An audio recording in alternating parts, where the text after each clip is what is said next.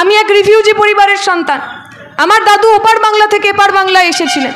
এই ফেসবুকে যখনই আমি কিছু লিখি বিজেপির বিরুদ্ধে, হিন্দুত্ববাদের বিরুদ্ধে, অনেকে এসে কমেন্ট করেন, ইচ্ছা করে কমেন্ট করেন যে আপনার ঠাকুরদা তো ওপার বাংলা থেকে এপার বাংলায় এসেছিলেন, তারা খেয়ে লাথি খেয়ে, আপনি কেন মুসলমানদের বিরুদ্ধে কথা বলেন না?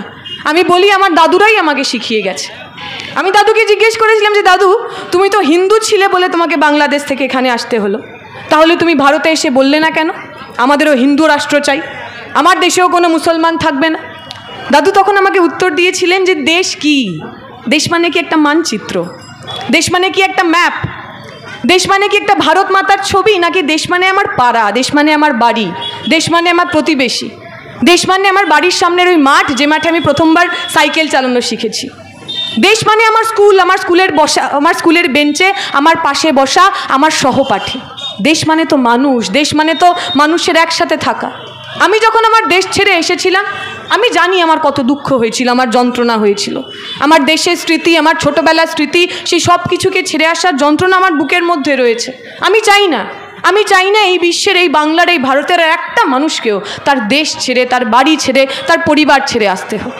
দাদু বলেন তিনি যখন এপার বাংলায় এসেছিলেন, আমাদের মাথার ওপর ছাই ছিল না, আমাদের দুবেলা দুমুঠো খাওয়ার মতো অবস্থা ছিল না, রিফিউজি ক্যাম্পে থাকতাম আমরা।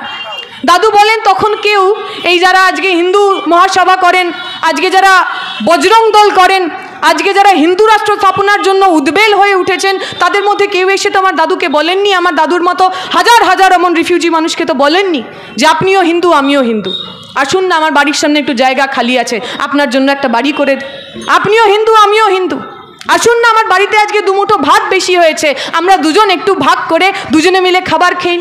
আমার দাদুরা গল্প শুনিয়েছেন ওই কঠিন সময়, ওই আধার রাতে উদ্বাস্তু মানুষ, রিফিউজি মানুষ, ওই রিফিউজি হিন্দু পরিবারগুলোর বাসস্থানের লড়াই, খাদ্যের লড়াই, নাগরিকত্বের লড়াই, তাদের সঙ্গে যদি কেউ ছিল, সেই ঝান্ডাটার রং লাল, সেই রাজনীতিটার নাম ইউসিআরসি, সেই রাজনীতিটার নাম বামপন্থা।